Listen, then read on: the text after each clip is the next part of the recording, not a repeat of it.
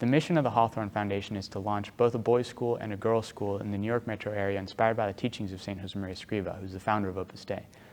In some sense, this project has been in the making for half a century, and that's because our model is the Heights School, which was founded in 1969.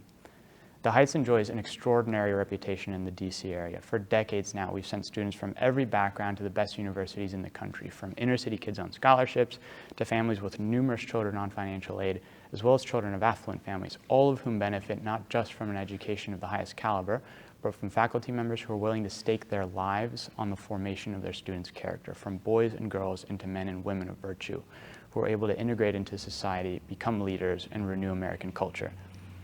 Those of us leading this project will stake our lives and reputations for every parent, every teacher, and every student that becomes part of our community. And we can only dare to do that because of the extraordinary and selfless examples of so many men and women before us, but especially both Álvaro de Vicente and Dr. Karen Bolin, who have led the Heights School for Boys in Maryland and Montrose School for Girls in Massachusetts for almost 20 years. They are master educators, and we are having them speak with you about their experiences at their respective schools in order to vividly illustrate the extraordinary community you will participate in if you join our schools. In their talks, they will answer the most burning question you must have in your mind right now. What makes Opus Dei schools so radically different from private, public, parochial, and religious schools, and so critically important that I should send my own children? As you'll hear in a moment, much of this has to do with how our schools partner with families to form character, first with parents because they are the primary educators, then with the faculty, and finally with students. This approach is unique to Opus Dei and builds a strong community of families not just through friendships at school, but seminars on parenting, helpful classes and podcasts, courses in family enrichment, retreats, and workshops. There isn't a school within 200 miles doing this for families. It also has to do with the unique charism, the mark of Opus Dei, which is the sanctification of work in the middle of the world, a concept that is universally attractive regardless of whether religion is your motivating principle. It means that we do our work well, with excellence, for love of God, and so it's no surprise that our students so often excel in a material sense because of a much deeper underlying motivation. The lay character of Opus Dei means that we are able to do this better than any other schools, even religious schools. We don't circle the wagons and separate ourselves from the world, but thrust ourselves into it to serve our fellows so that when our students graduate, they are strong enough and well-equipped to deal with and transform the culture. To get into some of the practical details of our schools in Connecticut, we will start from preschool to 8th grade in 2022, and we'll move into high school as students rise upwards. Already, families with 94 children have expressed an immediate interest in attending. And because of the extraordinary generosity of our donors, we'll be able to offer a $40,000 education for $12,000 with financial aid for anyone who needs it. In the description of this video, we will include my personal contact information so that you may reach out to discuss enrollment, faculty positions, or any other questions you may have. The two talks that you're about to watch were attended by over 350 attendees over 2 days, both in person and virtually in Greenwich and Manhattan. We hope you enjoy them, and I sincerely believe that 50 years from now, people will look back on these conversations and say that these were the courageous families who contributed their greatest treasure, their children, for the foundation of these schools. Montrose is grades 6 through 12. So the girls and the parents are a little older than many of you are in this room. It's only 210 girls strong at this point. We started in 1979. We're on 4 temporary campuses before the school found its permanent home campus just over 10 years ago and is still developing. So unlike the Hawthorne initiative, the school did not have the property, but had the same caliber of fire in the belly, commitment, generosity, and sacrifice of parents who believed in this vision. And the only reason the school has gone forward so successfully when it was playing basketball in a cafeteria gym studded with poles, and moving to another school and winning championships in soccer, and the only field they had was a back parking lot. The only reason this school has gone forward is because of the caliber of the young women who've graduated, the kind of commitment of the families, and people have taken notice. I mean, from university professors to employers, They want Montrose women working with them and for them. And Montrose women are raising incredible families. They are in every professional field. They're on the COVID vaccine. They're in Hollywood as associate producers. They're best-selling authors with contracts to Random House, in young adult fiction that's actually readable and inspiring. They're in medicine. We have several doctors, one who started one of the leading fertility clinics for women in New Hampshire. We have women who are artists and engineers and astrophysicists at Yale University. It is really incredible testimony, not to the fact that they're just talented and capable, but these are young women who go into the world knowing not only how to work well, but why it's important to work well, and why they have a sense of mission to develop their talents so they can multiply them and give them back in every sphere they're in. So the exciting news in my work, we're one of the small percentage of schools around the country that's open in a distanced environment. It's the best thing for kids right now, especially teenagers. They felt this is the first day of school this year. They were so thrilled to be back on campus.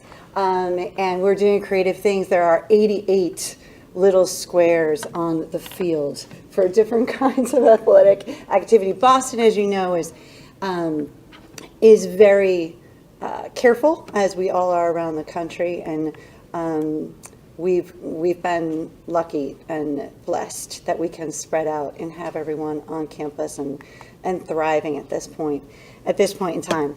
So what I'd like you to do for a minute, we've got a beautiful cherub in the back of the room, at least one, I don't know, two, and I just want you to envision your sons and daughters at home, and zoom out and imagine who they are as young men and women, juniors and seniors in high school, college, young adults, parents, professionals. What kinds of persons do you hope they will become? Because that is the fundamental question that drives the reason why we exist. So many parents are spinning because they're chasing after so many things for their children, so many things that the world tells them they must chase after.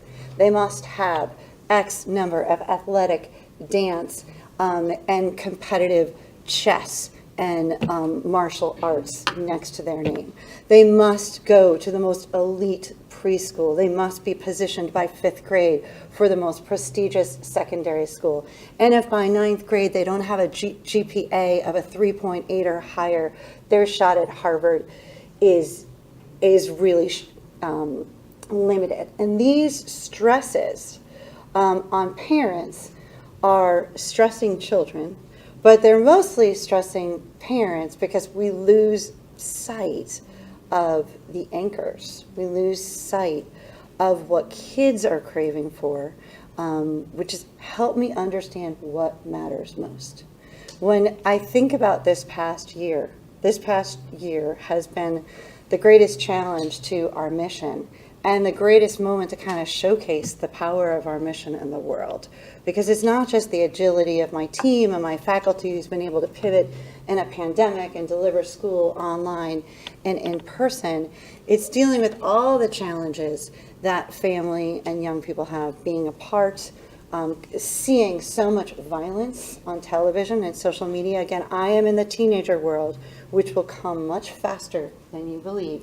And in that teenager world, we are competing for the hearts and minds of young people. It's very, very important that we are feeding them with a curriculum, an experience, an encounter that's beautiful, that's attractive, that's engaging, because we have to compete with all of the other things that are capturing their attention on social media. And so it's exciting to be in this work, knowing what an incredible impact it has on the lives of young people. And just this week, our students hosted, my students' leaders, the student government team, a forum for parents on how the school has responded to all of the tension that began before the fall around the election, all of the tension that mounted and exploded with the events of last week at the Capitol. And their parents are unhinged. They're in a lot of heated discussion in class. And it was a really critical moment to say, this is who we are. And so they got on Zoom yesterday morning and told the story of how they contextualize all of these events in the context of history, how they make space to name those emotions and feelings that are heated and conflicting, and then find their way into reasoned dialogue and discourse, and talk to each other as human beings, as sisters in this school, not as members of political parties, not reduced by viewpoints and various values on different topics, but as human beings who are really charged with the future, who are young citizens who know they have to reclaim conversation and dialogue in the public square in America. And so they talked about that this experiment in ordered liberty depends on a virtuous democracy. And if we can't learn to dialogue with people who have different perspectives from us and still respect them and still have friendships with them, there's not a lot of hope. And it was so cool to see them model this, coach this, put the parents at ease. Like, we're going to make this happen. We're in a battleground right now. We're dealing with all sorts of tensions between what's happening online and what's happening in school, but also for them to say, our teachers are our best mentors. Our teachers are our coaches and our friends. We are learning so much about history, about culture. And so it's exciting to see how much they own the school. And then, of course, they go on and change the world in their various platforms. We have an alum now she took a semester off from Harvard because of the pandemic to help take care of her grandparents and to work part-time at Montrose. She's the president of Harvard's pro-life club. She also writes for the newspaper and is part of the bipartisan club there as well. We have 5 other alum who've come back to the school and 7 volunteers just during COVID. It's extraordinary, the commitment. So I just want to have you go ahead, zoom out, because it is important. I know it seems very far away to think about those adolescent challenges and that adult responsibility in the world. And then think, what kind of institution, what does it mean to be a formative institution that says we take human beings seriously and we take young women seriously? Girls are so different from boys, and the kind of mentoring they need, particularly in middle school and high school, is so profound. And they're faster than boys academically, their interests are different, and it's so powerful to leverage single-sex education. But I just want to talk to you for a minute. What are we aiming at as a formative institution? We have shared understandings, and I'm going to give you a little bit of homework. You can look at the Montrose website under character. There's a section, parents. And we outline our shared understandings that every child, every girl is unique, unrepeatable, and called by God to greatness, to holiness, and to inspire that greatness in others. And we have such a profound respect for her sense of freedom and her agency and her capacity to learn, grow, and take ownership of her growth and maturity. And this, we know the formative institution lies at that intersection between the family, that free individual, your son or daughter, but that formative institution has to come together with the family and the child and say, what do we share? What do we hold in common? Hawthorne has a beautiful seal, and I hope we hear more about Hawthorne's seal and vision. At Montrose, it's veritas, truth, the pursuit of truth, which is so fundamental in a country where that's become very murky, and developing all those habits of mind to pursue the truth, to work well, study well, become a scholar, thinker, and to see Jesus Christ as the way, the truth, and the light. Caritas, to love authentically, and to develop all of those habits that are critical to healthy relationships and respecting the dignity of others, healthy friendships, and then of course, libertas, freedom. How do we use our freedom well under stress and pressure? and when we have the leisure to do whatever we please, what do? In fact, in our school was invited to do something for our National Foundation to develop a stress tests of character resource, which you can also find on our website. How do we leverage the virtues that we are tried with at each stress test moment? So that intersection of family, school, and the individual person has to be animated by great ideals. And who is the ideal? The ideal is Jesus Christ. We're not talking about an institution with a set of laws and a set of precepts. We're talking about how do we enter into the development of ourselves in relationships with others, which is seeking to be like Jesus Christ and bring the light of Christ into the world. Because we are not a safe haven. We are a training ground. We are preparing young women not to flee from the world, but to embrace it and engage with all of the contemporary challenges and problems of the day. But to do that, we need to, at their most formative time in life, work with them, feed their mind, nurture their hearts, build the kinds of relationships and experiences that are powerful and transformative, because culture shapes. And so how do we build our culture? And this, again, I'm speaking to you a little bit from the perspective of a head of school. I feel like I'm in an extreme sport right now, because so much of our work is collaborating with you. You are the primary educators. Your vocation is noble and fundamental. And you only have these folks under your roof for 18 years. And so this is the time to make the pivotal decisions. Who do I want to partner with? Who are the adults, the mentors? Who's the company I want them to keep? Who are the families I want my children to be with at this most formative time in their lives? What's that going to look like? Because you can't change the clock. You can't turn the clock back. So I'm just going to present some of the challenges and opportunity in our culture right now. It's a wonderful thing that in the United States of America, we embrace a plurality of values, ethnicities, cultural backgrounds, religious traditions. And there are many kinds of values people have about how they spend their leisure time. Values can be good, they can be bad, and they can be neutral.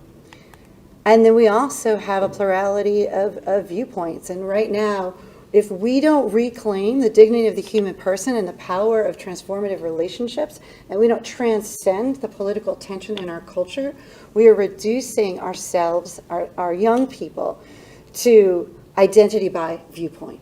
And we know viewpoints come from our education, our experience, our study. They can and should change with time and thoughtfulness, particularly in the company of great educators. They're political, they're economic. You can put any adjective in front of a viewpoint. Again, they can be positive, they can be negative. And we embrace and respect individuals with different values and viewpoints, but our educational experience is really focused on those excellences of the human being. Excellences of mind that help you pursue the truth, those excellences of heart, those virtues that are always good, that are what help you become a flourishing human being and help you to build flourishing relationships, friendship, family, culture, workplace. Why are my young freshmen nominated by their peers to apply for resident assistantship freshman year? Why are they identified by their professors to become teaching fellows and work on research projects before some of the master's and PhD students? Because they are able to demonstrate the kind of leadership, service, and integrity that is so head and shoulder above their peers that all of these adults are taking notice and saying, where does this come from? And yet we have students attending top colleges across the country and university professors saying in all the Ivy Leagues, they're talented, they're savvy, but they are fragile.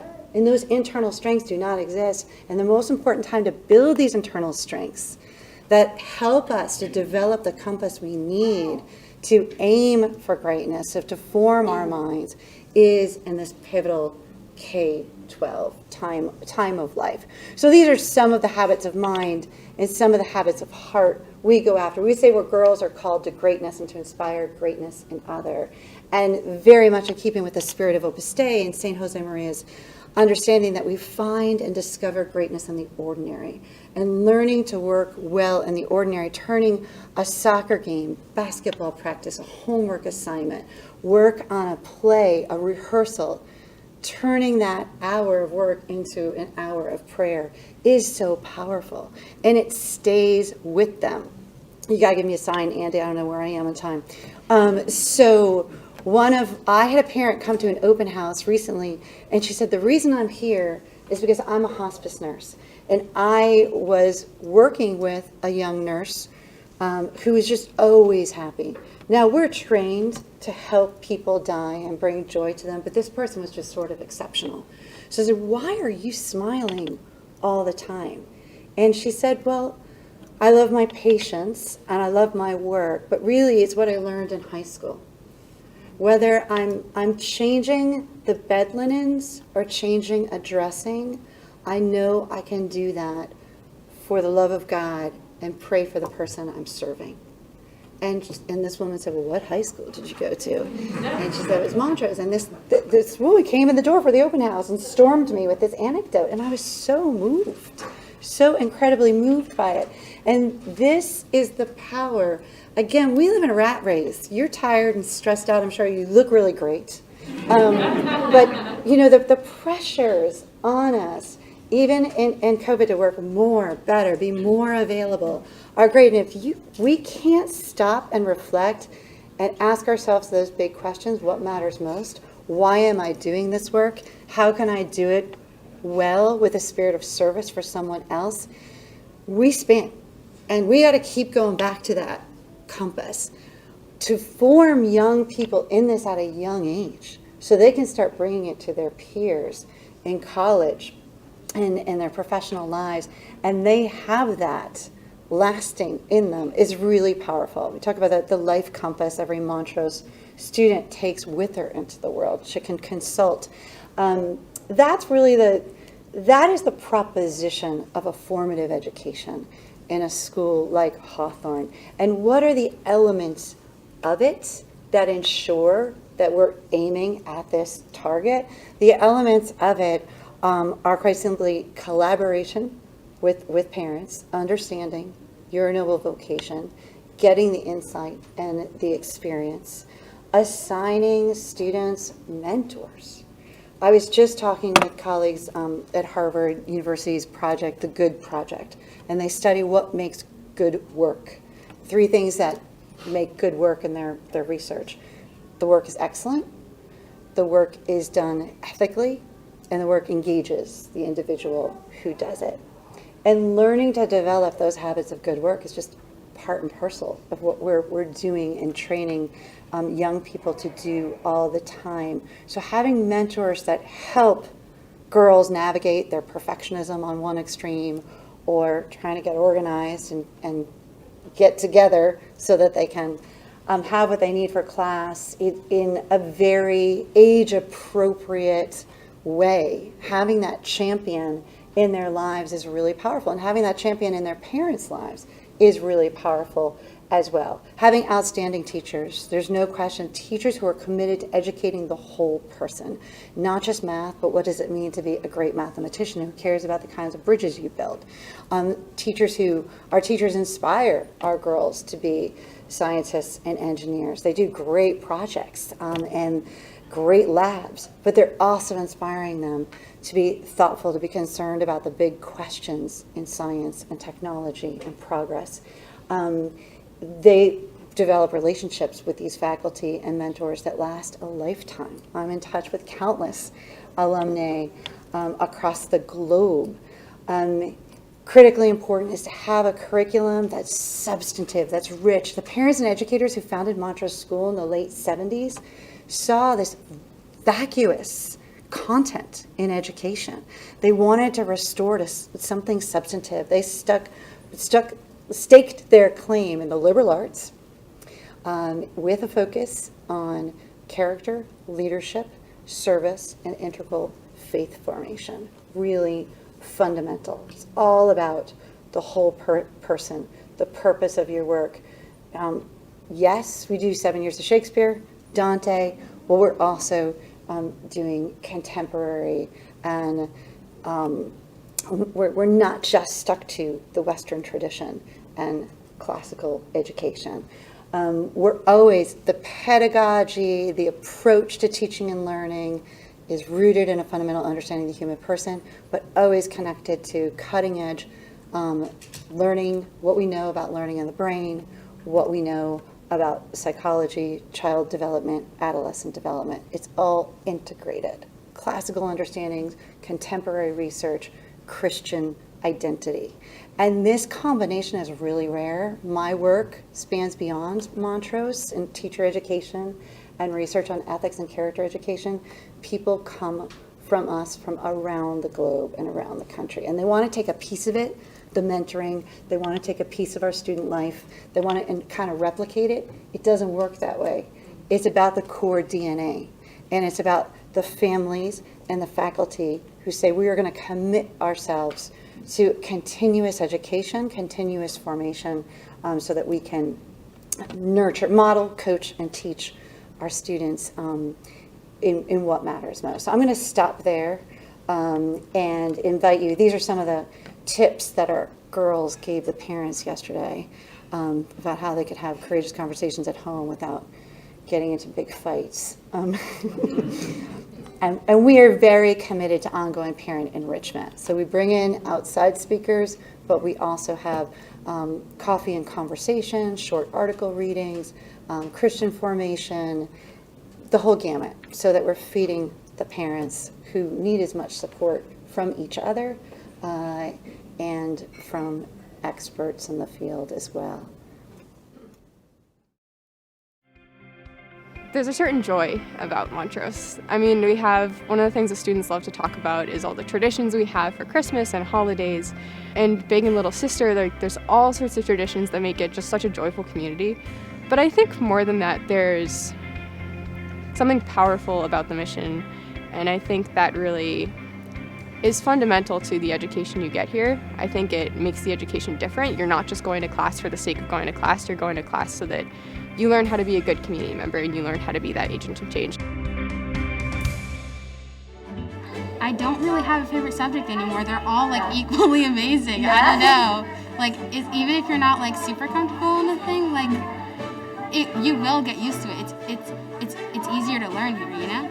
I think Montrose classes are great in that they don't just teach you the subject matter, but they teach you how to think. You have the opportunity to grow as a person. I've heard coming from Montrose going into college for people that are current college students that it's actually easier going to college from Montrose just because of the rigor of work and how well prepared we are for college.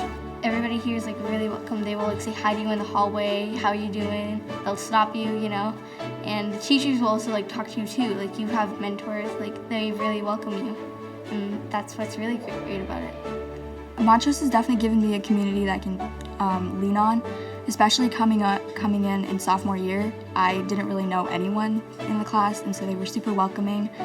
And I met some of my best friends here, so I will definitely cherish that for the rest of my life.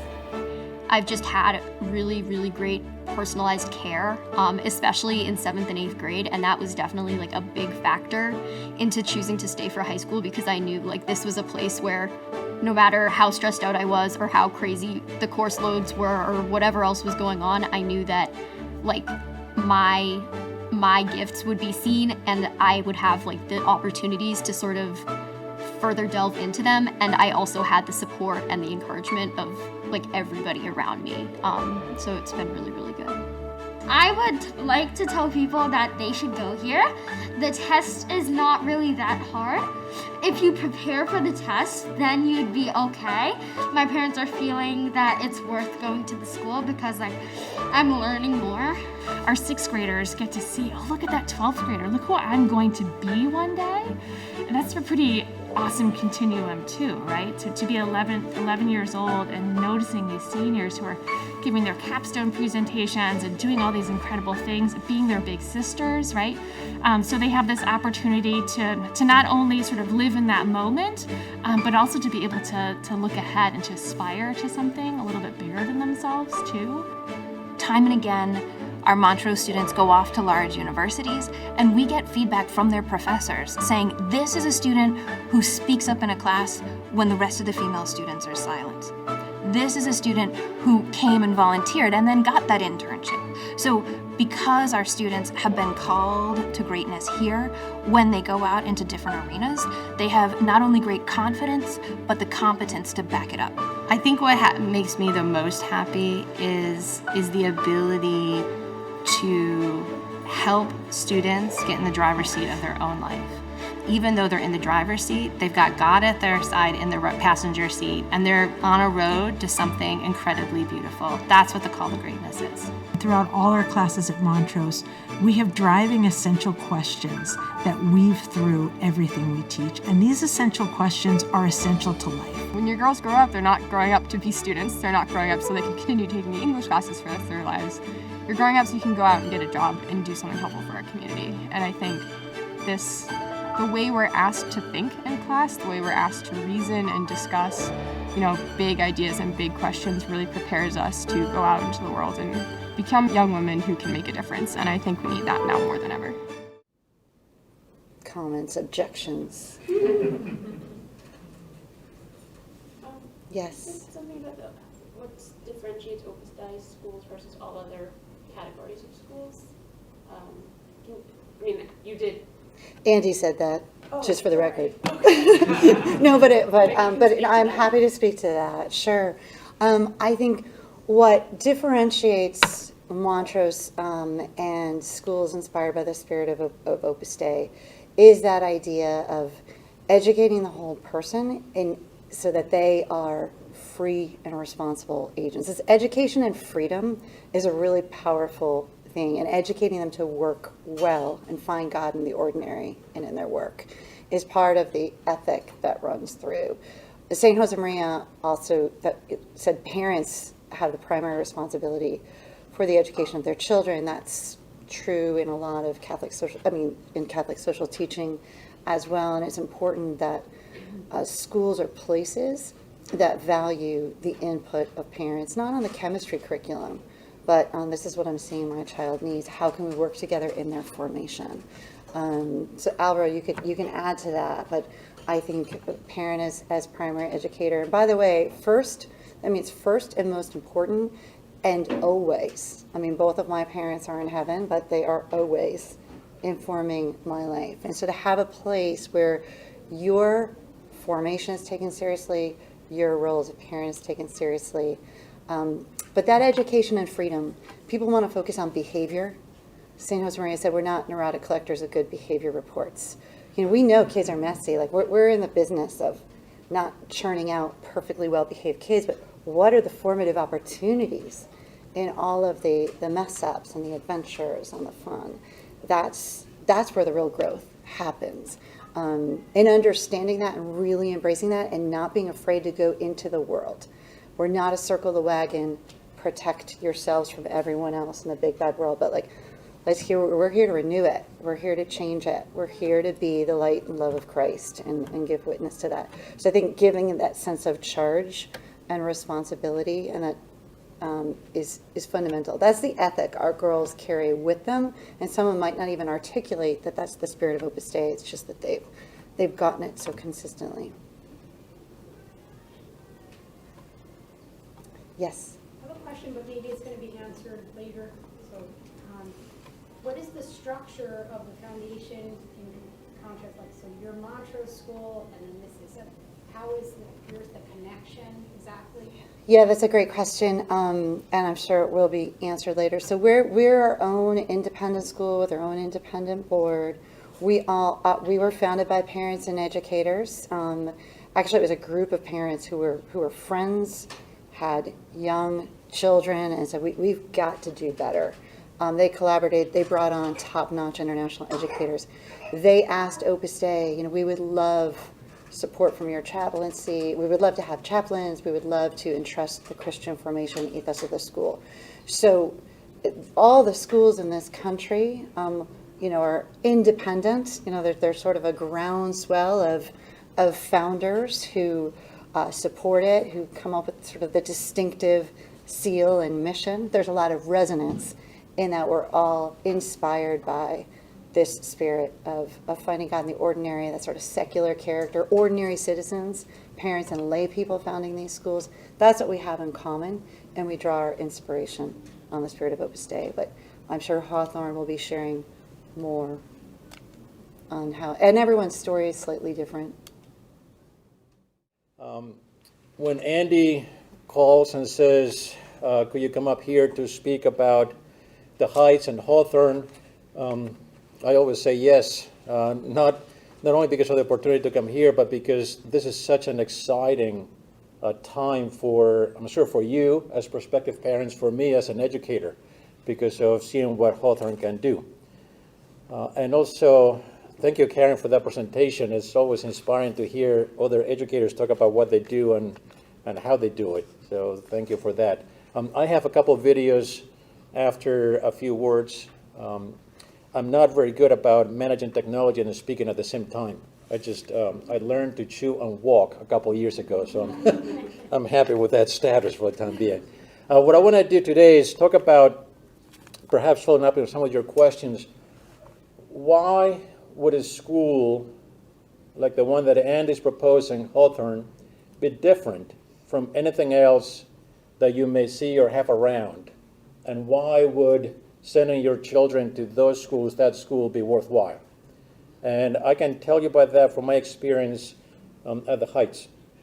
And the first thing that is going to be unique, as Karen mentioned, is that there will be a partnership between you and the school. And that doesn't mean that you have to go in to provide food. It doesn't mean that you're going to be teacher assistants. It doesn't mean that they want you in the classrooms. Most likely they will not want you in the classrooms. That is one of the reasons for which you pay tuition, so that you don't have to go into the classroom. But what the partnership means is that there is an agreement between you and the school as to what the culture of the school ought to be and what the mission and the vision of education is. Just before Christmas, I had a father, a dad at the school come and tell me, I'm so happy. My boy, who's a new third grader at the Heights, came yesterday and told me, Dad, do you know that the best time to climb a tree is after going to confession? Dad said, I didn't know that.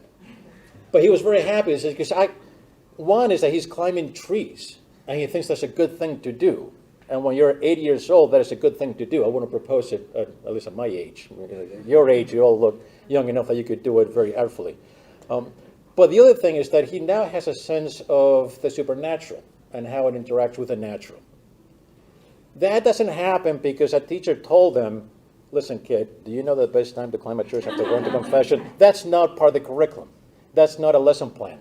It's not something that a teacher wakes up in the morning and says, I'm going to convey this message to an 8-year-old today.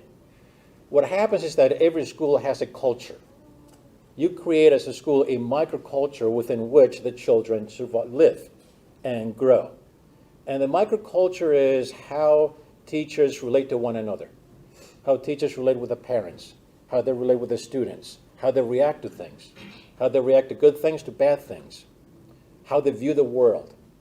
This is a microculture that you as a parent cannot change. If you work really hard, you can change a little bit the microculture of a school, but it takes many years, probably past the time your children are there. So what you can do as a parent is understand what the microculture is and see if that's what you want for your children. Once you find it, you have to stick with it because it's not that easy to find. And you can't identify every aspect of it. You will not be able to know every interaction your children have in the school, especially if they're boys. You'll know very few interactions, right? They might tell you, oh yeah, that happened 7 years ago. Didn't you think it was important to tell me? No, right? You have to trust what the microculture is going to be. So how does a school develop a culture?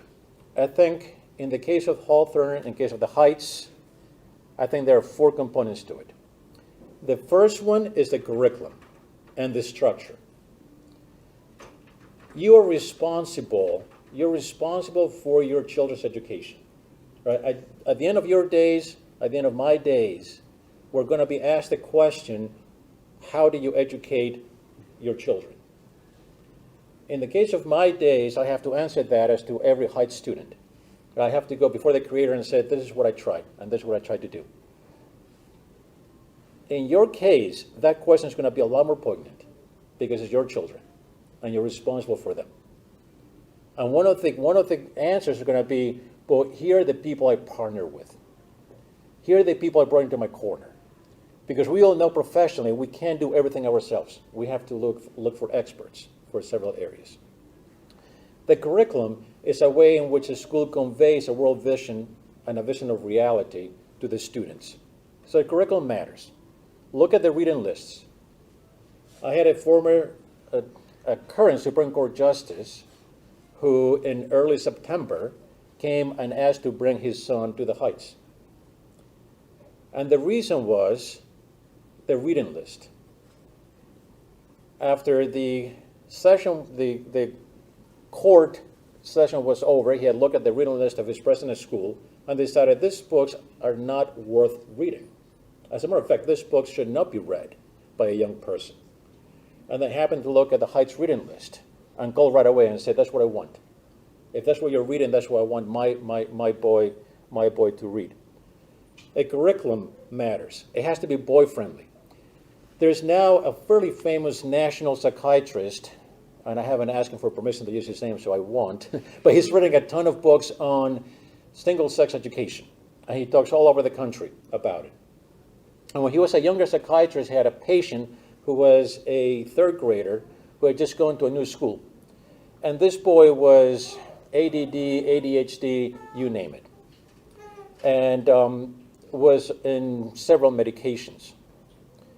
After 6 months at that school, he saw the boy again and realized he was much calmer, much more engaged with adults, were shaking hands firmly, eye contact was terrific, and this doctor said, are you taking all the medications? To which the parents said, no, we took him off 5 months ago. What happened? We put him in a new school. In a new school where he's actually allowed to be a boy. He gets to run around, he gets to interact, he gets to climb trees before or after confession, doesn't matter, right? He gets to do all those things. And he's studying much better. His grades are good. Right? That boy graduated from the Heights about 15 years ago. And now he's doing terrifically. It's not an anti-medication talk. It's a pro-understanding boys talk. Right? There are very few schools where boys are allowed to be boys. And what happens, if a boy cannot be a boy when he's 8, 9, 10, 11, 12 years old, he's going to try to be a boy when he's 30, 40, 50. And that doesn't work. That's a problem. At that point, you got to be a man. Right? You got many more responsibilities. When you're 8, 9, 10, 11, 12, you got to be a boy. And you got to be treated as one. We tend to treat boys as adults. I'm sorry, we tend to treat them as little kids and judge them as adults. And that's unfair in two ways. You have to treat them as adults, judge them as boys. You got to talk to them as older than they are, because that way they get used to hearing people talking to them to lift them up. But then when you judge them, you have to understand that they're boys, and you can't be too severe. I would recommend to many teachers to go back and remember the things they did when they were younger. Even write them down on a piece of paper. And when you think you have to discipline somebody, pull that out and realize that you too were there. That you may have to fake that you're really severe, but understand that this boy just going through that phase. Curriculum matters. I had a dad at one point call me desperate and distraught because his boy had gotten a C in math. And this was going to ruin his college aspirations. And this was going to ruin his professional aspirations. And this probably meant that he would never find a fitting woman to marry, because who would want to marry such a guy? Kid was in 4th grade. I don't think the C is really going to matter. Right? The C doesn't matter. But it's so easy to lose focus on what is really important. Right? And what is important goes way beyond grades. It goes into learning about the things that Karen was talking about. Learning about virtue. Learning about responsibility. There's a test that we give to the juniors, which is a test to understand moral objective reality. So we give them about 20 questions, and they have to say if the statement, and of course, the statement is a fact or an opinion. It doesn't have to be a correct fact, but just a fact. So for instance, one would be LeBron James' shoes are too big, right? Fact or opinion? I said, well, that's an opinion, right? What's the standard size for a basketball player? Like, that's an opinion. A football field is 100 yards long. Fact or opinion? It's a fact. I could say the area of this room is 1,200 feet. I don't know, but that's a fact. It may be wrong, right? But it's a fact. And then you have statements like the Holocaust, in which millions of Jews were slaughtered, is an objectively, morally, criminal, evil, wrong thing. Fact or opinion? A number of juniors, a number of people nationwide would say opinion. I'm personally against it, but I think that's an opinion, not a fact. What I've noticed over the years is that a very high percentage of 11th graders at the Heights who started in 3rd grade respond, that's a fact. Because they believe there is a moral fact. It doesn't matter how you feel about it. It doesn't matter what the rest of the world feels about it. Even if every human being felt differently, the fact remains, that's an evil. That is wrong. That is hard to learn. In most schools, they will tell you that's an opinion, but we all agree that this is really bad. You have to go to a school where your son is told, no, that's a fact. Whether you have a headache or not, that's the way it is, and that's the way it ought to be. The second shaper of the culture is going to be, frankly, the other students, the peer group. At an event at the Heights many years ago, I overheard at a table next to mine somebody asking a parent at the Heights why she had brought her sons to the Heights. And being the headmaster, there's always a question that is of some interest, especially when you're not the one asking the question. You're going to get perhaps a less filtered answer. So my ears perked up. I kept smiling to the people on my table, but listening to this other one. You have all done that in different events, right? And listening, what is she going to say? And she said, well, when I was looking for a school, I was really looking to buy a peer group. I go, well, that's a fascinating answer, right? Then, of course, location matter and also what kind of curriculum, those things matter. But in many schools, that seems very similar. I wanted to buy a peer group because I knew that my son's friends would be among their classmates. And I wanted to make sure that their classmates were other kids that I could trust, that I wouldn't mind my sons going to their house and having them over to my house. I was looking to buy a peer group. It is because of that when you come to these events and look around the room, I say, do I want to enter a partnership not only with the school but with the other people here? Do I want to become part of a movement that's going to do something that is different but something very unique and something that is very powerful? That's another culture shaper. The third culture shaper is the faculty that also Karen referred to. And the faculty is very powerful. One of the main jobs, if not the main job as a headmaster, is to hire the right faculty. And that's what I told Andy some time ago, listen, that's probably what I can do best for the Hawthorne schools in the future. Not hire, because I can't hire faculty for two different institutions, but I can definitely help in that regard and be able to identify who the good faculty members are going to be and how to train them and so forth. It's crucial to have the right faculty. Faculty members who are professionally competent, obviously, who can teach the discipline they want to teach, who know how to deal with the students. But even more importantly, faculty members who are mentors. That is, a faculty member who decides that his life is going to be committed to shaping the character, the heart, the will, and the intellect of young people. That's your vocation in life. It's not something you choose to do. It's something that chooses you. Whenever I hire a young faculty member, I tell them, listen, it's going to take 2 or 3 years for you and me to know whether this is for life or not. And I've had many who've done really well for 2 or 3 years, but it was not their vocation. And they're better off doing other things. They help a lot when they're there, but then it's good for them to move on. But if it is their vocation, it doesn't matter what other opportunities they may have, they won't take them. They won't take them. Because there's nothing better for somebody whose vocation is to teach, to know that every day you go to bed knowing that you have made a difference, and that most of the difference you've made you don't know about. And you've made a difference not because you're bright, not because you're especially talented, but because you have placed yourself as an instrument for something much greater than you. And that only happens if it's a school that is mission driven. So it doesn't happen in every school, but the faculty matters. 3 years ago, we had a couple come for interview to bring their 2 sons to the Heights. And you always ask them, why is it that they want to come to the Heights, how they find out about it. And they said, well, this was the dad actually said, I have terminal cancer. I've been given no more than 2 years to live. I may borrow another year, but it's not going to be more than that. When I die, I want to make sure that my sons are mentored by people I can trust. I need them here. You can't deny acceptance, right? To that couple. He passed away almost a year ago now, right? Christmas ago, right? So pray. I won't give you his name, but pray for him if you can, just in your own heart. Family's doing really well. Boys are terrific. Mentoring, it matters.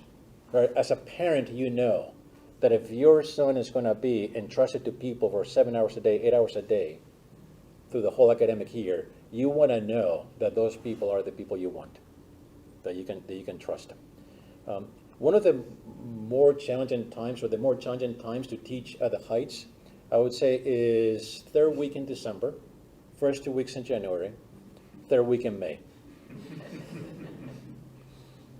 Can you see what the pattern is? Can anybody see a pattern? It's not the weather.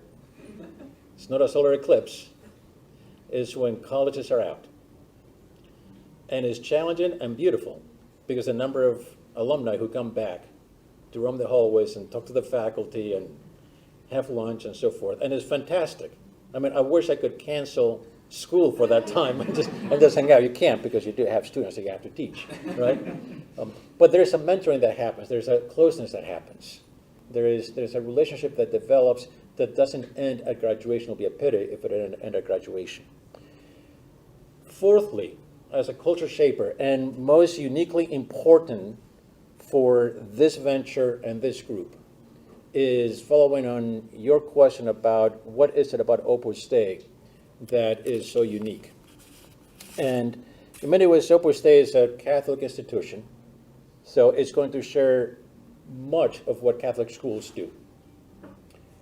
And Hawthorne, eventually, the Heights now, is not a school of Opus Dei from a possessive point of view, right? Opus Dei doesn't own the Heights. Opus Dei can't rule the Heights. Opus Dei can't tell me what to do.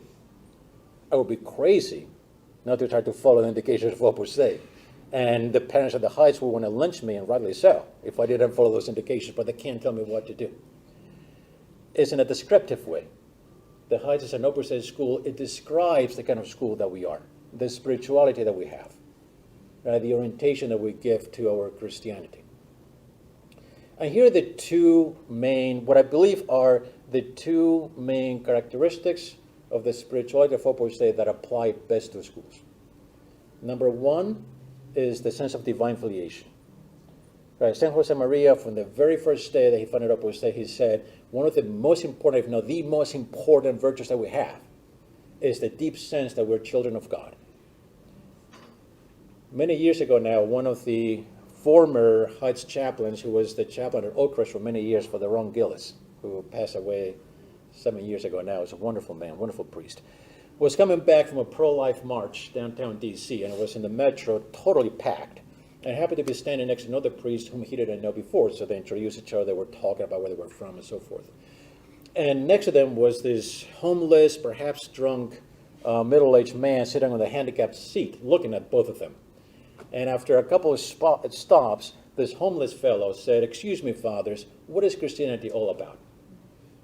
Out of the mouth of children and homeless, drunk people, I guess some of the deepest questions come out. Right? What is Christianity all about?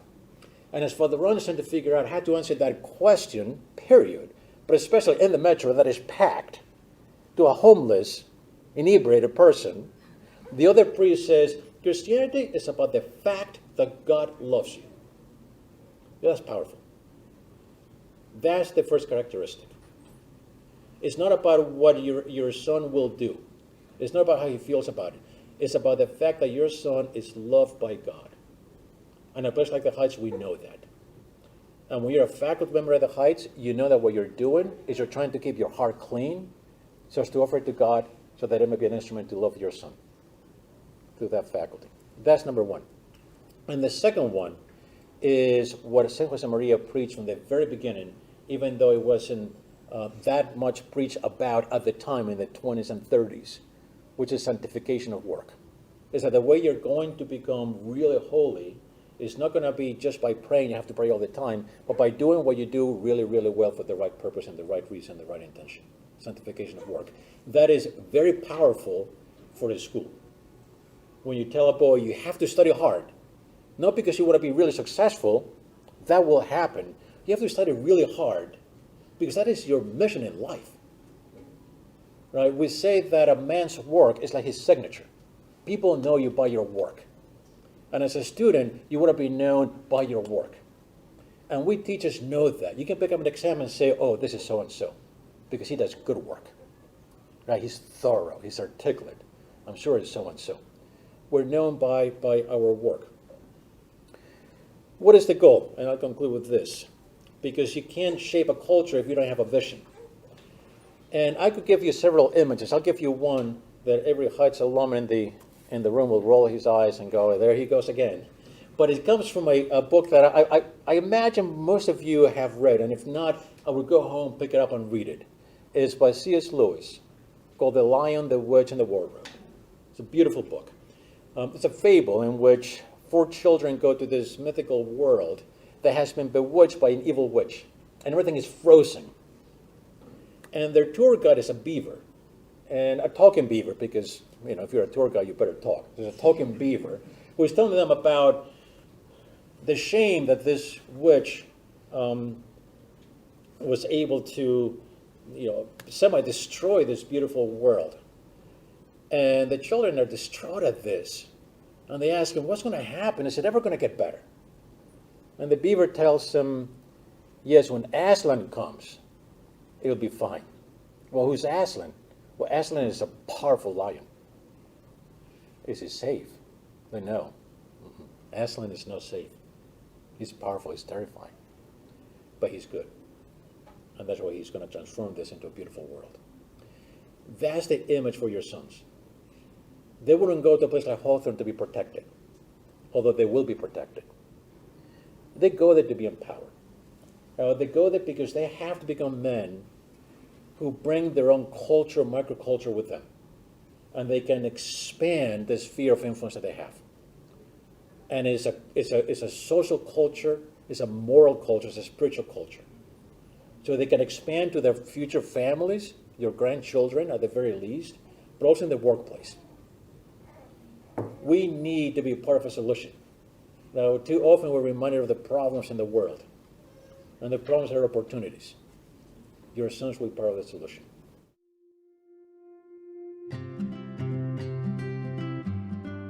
One of the unique aspects of our approach, pedagogically and philosophically, is the freedom that we set up in the environment. And I say we set it up because it's something that is here by design. It's of course directed and coached and spurred along.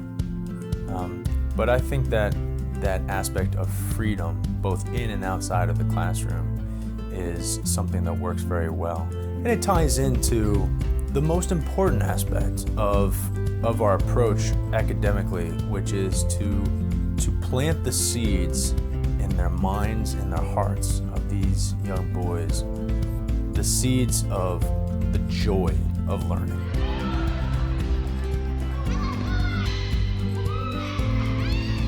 The lower school faculty likes to think of our 5th grade graduates, our guys that finish the Valley, having 3 qualities. They have an engaged mind, they have thick skin, and they have a soft heart. Engaged mind because everything we do curricularly is geared towards giving them a love for life, a love for learning. We want to have them prepped and ready to go and explore down the middle school and the high school paths of whatever fields they're going to be studying in the liberal arts. But the love, the engaged mind, the curious mind, the interested mind is what's going to carry them through that.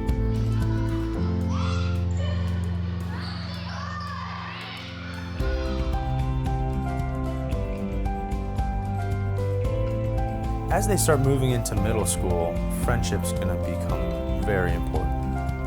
And so we want their hearts to be pliable enough to be open to those friendships, to be comfortable with themselves, to be confident in their relationships with others. We want them to be able to be fully loving to their family, even their younger siblings, but certainly their parents. To go forward knowing that yes, your independence and your toughness is a manly thing, but you can't do that without being a loving person.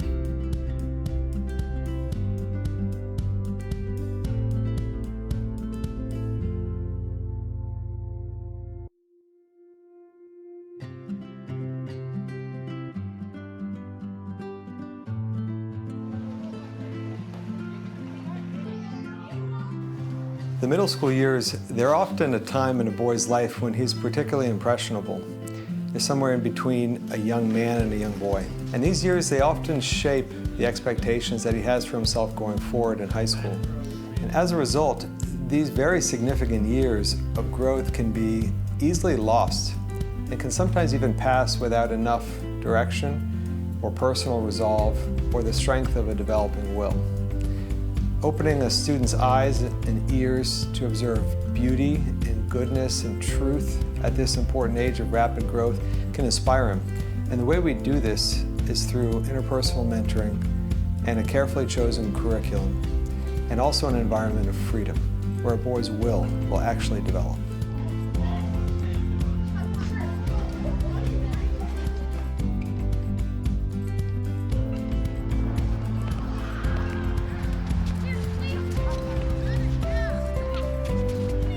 The mentoring program at the Heights is very unique because every boy has a mentor who meets with them on a regular basis, usually about once a month. And the mentor is also the main point of contact for parents with anything that has to do with the student's development. And that's not just academic development, that's personal growth as well.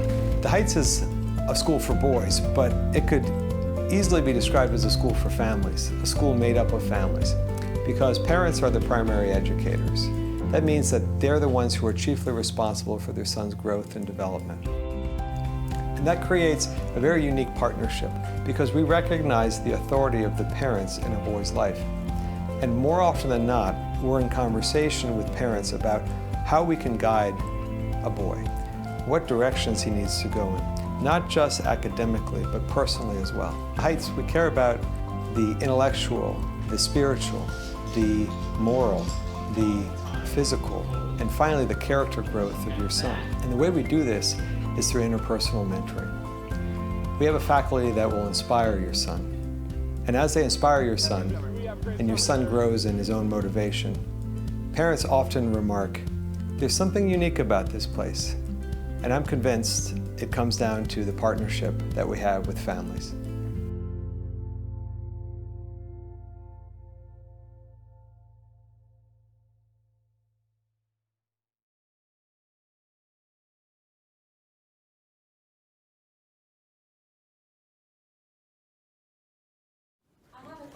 Sure.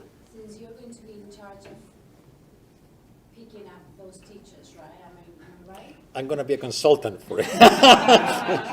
since we're being videotaped. But how are you going to do that? I mean, are there such an amount of really great men to fulfill all the people that we need in this school? I think the supply is greater than the demand. You know, I think there are a lot of there's even just Heights alumni And beyond that, from Northridge Western Academy, from Sparhawk down the road, right? From many other places. I think for any young man who is interested in education, any young man from a moral background who is interested in education with a sense of the vision of education, to find a place like these schools is a blessing. One of the things that the faculty remarked is that we, and I'll say this myself, I have benefited from the Heights a lot more than the Heights has benefited from anything that I've done. And that's true of every faculty member. But once you go through the place, you see what a blessing it is, not only for you personally, but for the young faculty members, for the families. Because they are teaching and they're learning how to be good fathers at the same time. So I really think that getting right faculty members is not going to be that challenging. The people are there. Yes. Two questions. One, okay. It seems like boys and girls schools will be on the same campus. Can you talk about what crossing of paths there might be or mingling? Just a general question. And then second is sort of, I feel like a superficial question, but I'm already sold on the character building and the academics. What's the athletic scene going to look like? Great. Well, those are questions that are a little bit beyond my scope. In terms of how the boys and the girls are going to, their paths will intersect, I really can't answer that, but there's going to be total separation as I understand it. And it's total separation because it's interesting. DC is probably the area of the country that has the greatest number of single-sex schools. Within a 10-mile radius of the Heights, I know there's 6 all-boys schools. All of them, some Catholic, some non-Catholic, all of them very, very good. And one of the things that is clear, and it's very clear to me, is that I really wouldn't know what to do with your daughters. I would be a disaster. The only thing I would do probably is call Karen and say, Karen, I need help. I don't know what I'm doing here. Right? The boys interact with each other in a singular way when it's single sex and when it's an all-male faculty. I think those two things make a big difference. Because one of the hardest things in educating is getting to the truth of a person. It's very hard to shape if you can't get your hands in the real material. And that can be very hard unless the boy has no masks, even pre-COVID, right? No masks, so that they can be themselves. And frankly, that can get pretty messy sometimes, right? If you walk around the hallways of the Heights, it looks messier than most schools very often. But it's beautiful because the boys are being themselves. I know they can be corrected, and they themselves do some self-correcting as well. So I do think that, and I hope that this is possible to keep them as separate as possible. So they're really 2 separate schools that happen to be sharing a wall, right? But other than that, they're separate. In terms of the sports, I imagine we'll have the same approach that the Heights has, which is to try to have as many competitive sports as possible. So sports are an incredibly powerful vehicle to shape the character of boys. What really matters is shaping that character.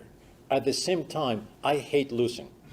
Right? If I had it my way, I wish we could win every single game in every single sport.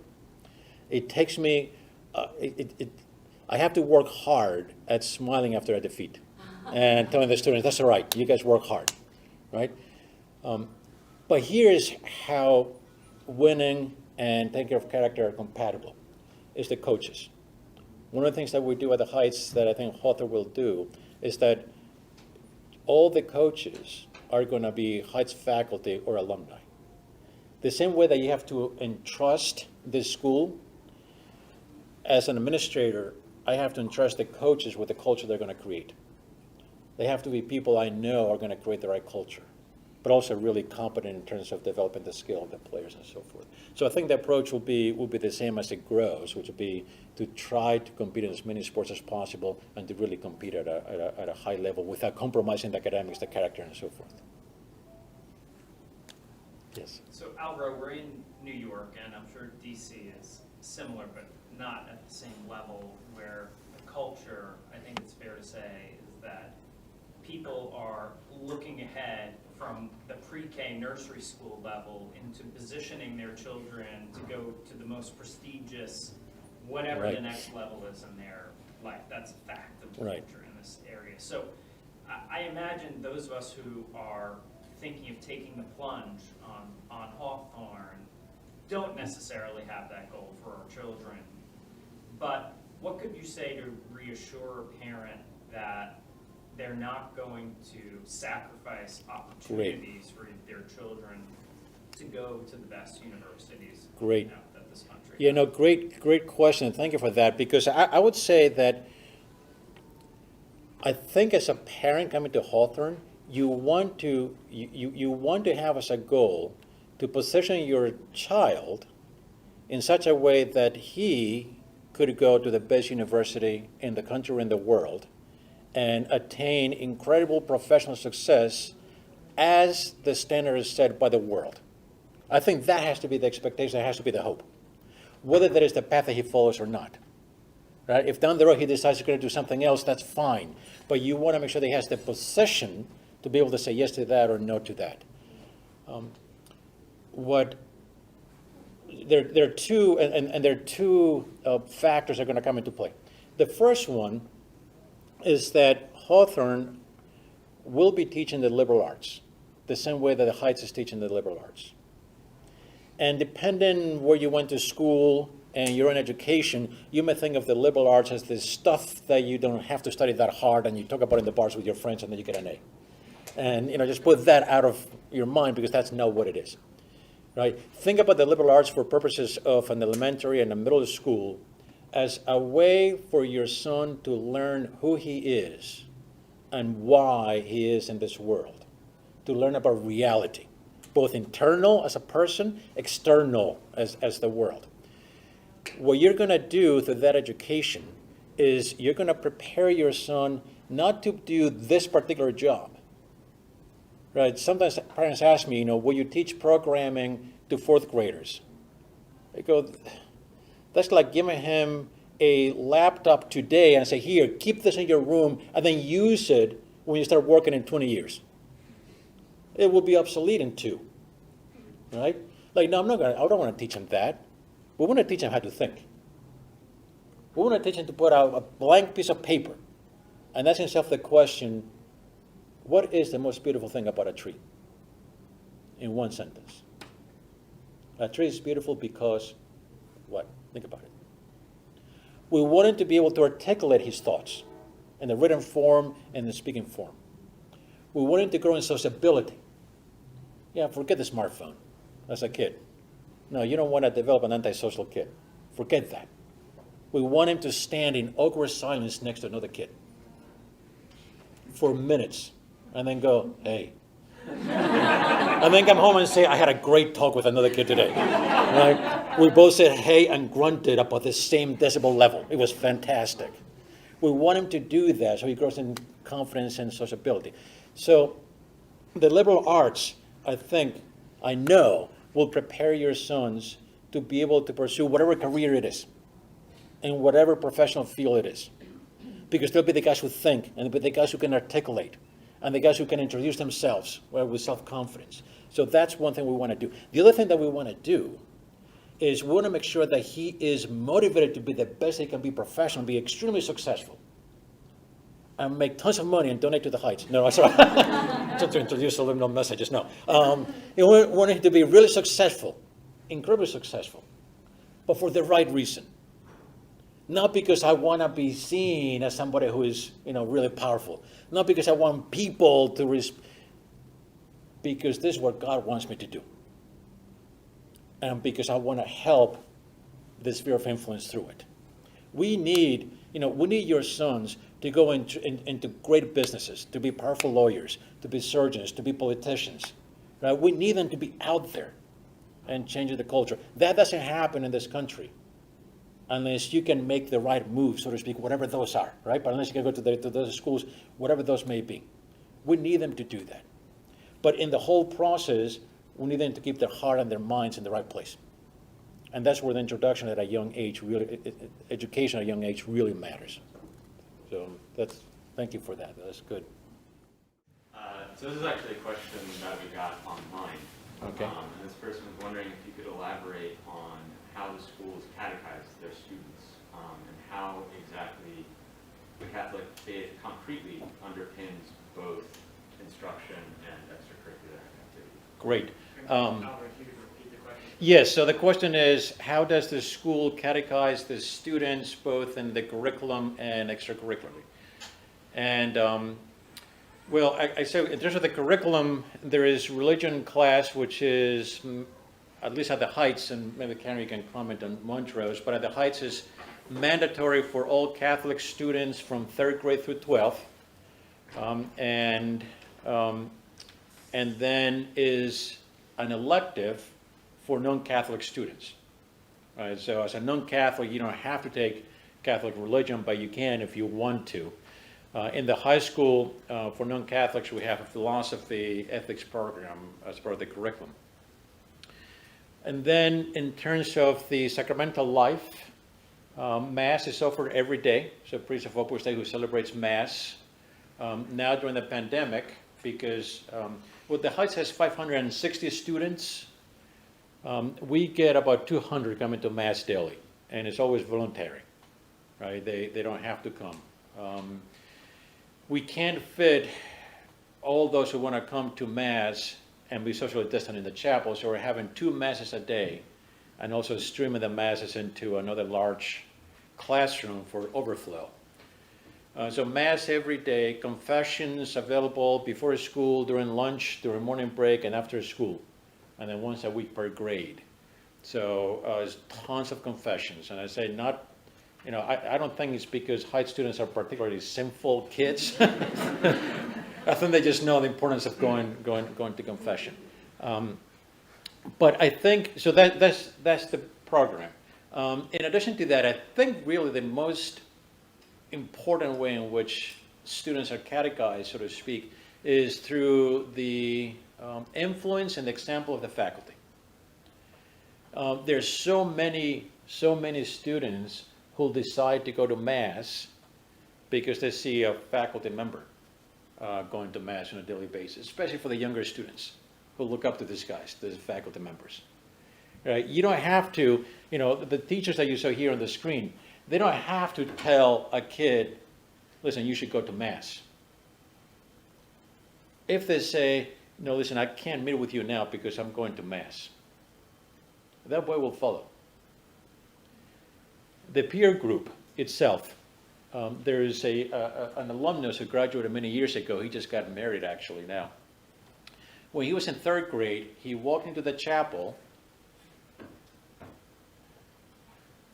not during Mass, it was just middle of the day. He walked into the chapel as a little 3rd grader and saw one of the seniors who was on the basketball team in the chapel on his knees praying. And this kid was so impressed because, you know, 3rd graders, they look at the big high school guys, you know, playing sports, and they're like, they're heroes, right? These are the big guys. And, you know, you don't dare talk to them in the hallways or anything like that, but you look up to them. And there he was, this kid in the chapel praying. That kid decided in 3rd grade that he was going to go to Mass every day. Microculture. You get to see how that works.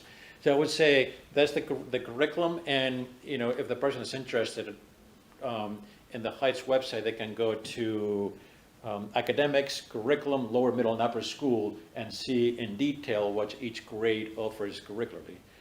But then the sacramental life provided by Priest of Opus Dei, and the example of the faculty, and also other peers. Yes? Yeah, I have a follow-up question on the curriculum. But first of all, thank you, Andy. This is an amazing project. I mean, my wife and I, we spend a lot of time looking for schools here in the New York area. Probably like most of you have been looking for good schools, but not the right culture. I mean, we haven't been able to find the right culture. So, thank you, Andy. Coming to a theater near you soon. Right. So anyhow, one of the things that we've seen when looking at schools is they're very specific on their curriculum, whether it's, you know, or their methodology, right? Whether it's Montessori Story or Reggio Emilia or the classics. There's a lot of like Christian schools that focus on the classics. You've talked about freedom, friendship, how to make it that vision particular, how at the Heights or the Hawthorne Foundation, how you guys planning to structure the curriculum to teach kids from like all the way down from first grade up to 12th grade. Great. What's the overarching? Sure. Great. Yeah, great question. Karen, you should comment on this also because I'm sure the approach will be a little bit different. But the basic approach at the Heights is first and foremost is the liberal arts. And the liberal arts is the body of knowledge that helps you understand the reality in which you live and the purpose for which you should live.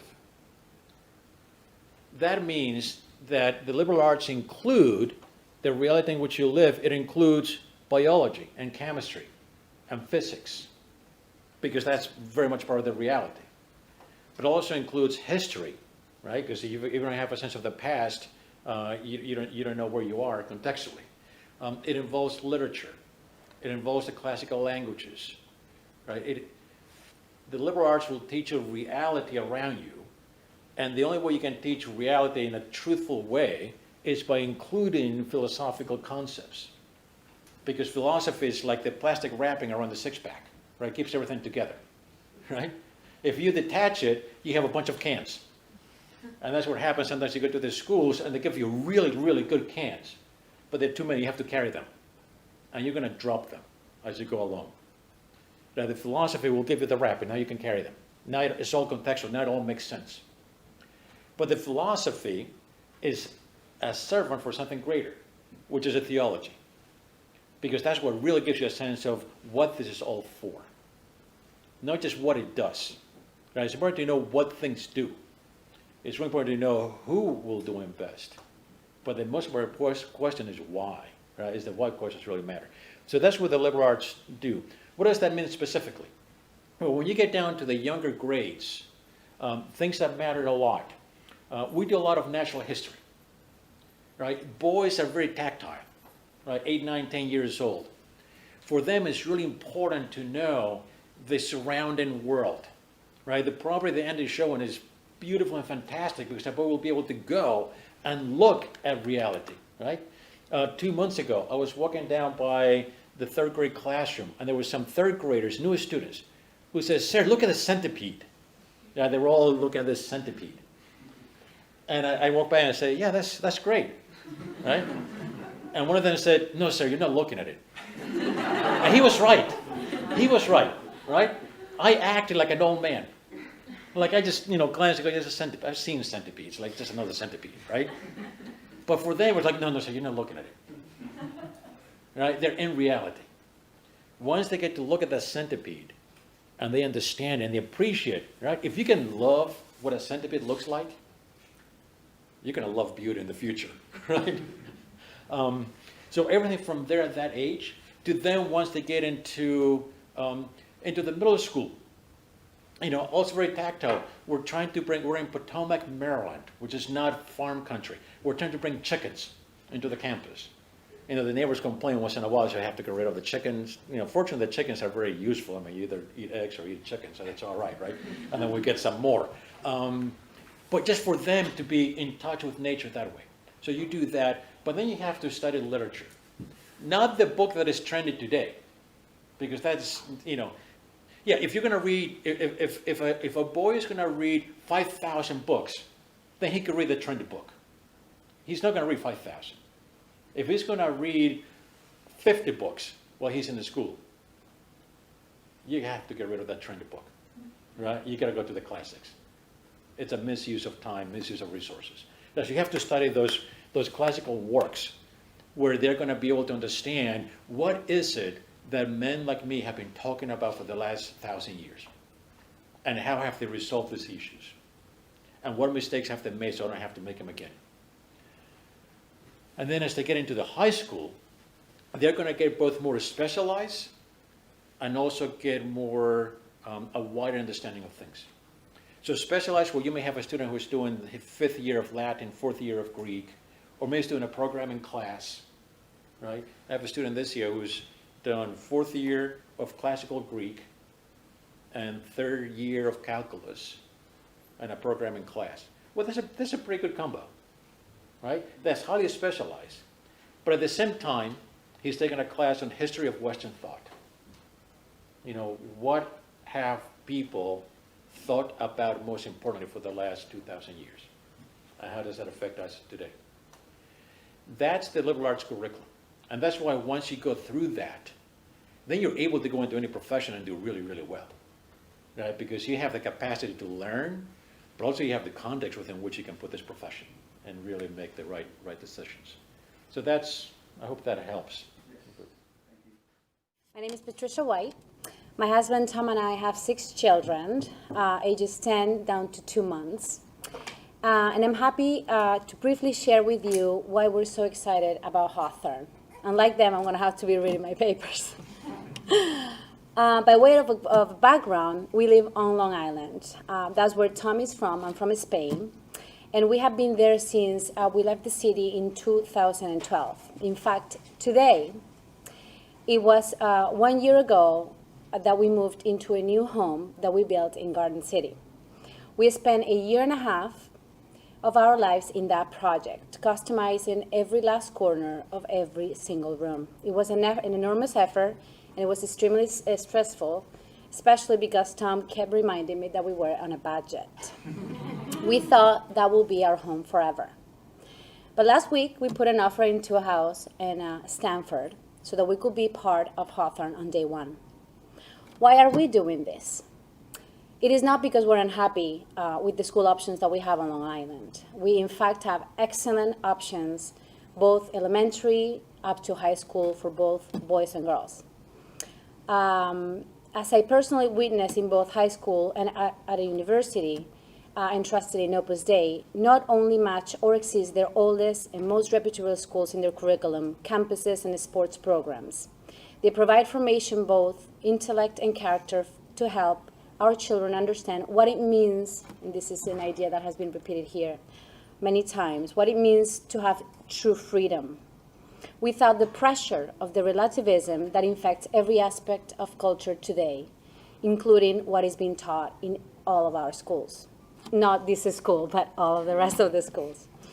The lay character that Opus Dei also makes our schools incredibly distinct for parochial or religious schools is that our schools are better able to integrate students as leaders in the middle of the world. I have no doubt in my mind that these schools will help our children to have their minds and hearts focus on how to make a lasting impact to the good of the world that they're in, and not just for their own success. They will learn how to give the gift of self as a way to pursue happiness. Hawthorne will not only benefit directly through education to our children, but it will also be the beginning of a community where families can find a beautiful place filled with lasting and sincere friendships and support in the tasks at hand, loving our spouses and raising our little ones. St. Josemaria spoke frequently on how these schools partners with families to form character, as they have mentioned before. First with the parents, because we are the primary educators of our children, then the faculty, and finally with the students. This approach is unique to Opus Dei, and it builds a strong community of families, not just through friendships at the schools, but seminars on parenting, helpful classes, and podcasts for every one of the heights, as everybody knows, courses in family enrichment, retreats, workshops. There isn't any school within 200 miles doing this for families. It's no surprise then when I go to the park, I like to tell this anecdote to everybody, and I'm sure you go through the same thing, and people find out that all the children are bringing are mine, I always get this reaction. Oh my God, God bless you. And then there is this silence where it ends. You're done, right? And while I spend my free time, and this is true, thinking on how best to answer this type of questions in a way that it may encourage the person that is asking to have an openness to life, It is a sad state of affairs when that question is asked time and time again, as if children are viewed as a cost to be minimized or even as a punishment, instead of being seen as a gift to be in constant awe for. Most of us are called to live in the middle of the world, and we all need the support of other families with the same values. Our family's dream is to help to build this type of community around Hawthorne. I know this will be a place for married couples to thrive as spouses and as parents, and our children will grow up with yours to help make this beautiful world we're in this particular moment, into something as marvelous as God has it intended to be. Finally, on Monday, you will be receiving a note from the staff of Hawthorne Foundation to schedule a conversation to discuss your family interest in this school. And I would like to ask you to also be on the lookout for an invitation to Mother's event at Alderton House, one of the centers of Opus Dei in the Upper East Side in Manhattan, where we will be sharing some activities for children and families that we're planning to do starting this very summer. Hopefully, whatever Hawthorne is going to be. Thank you all.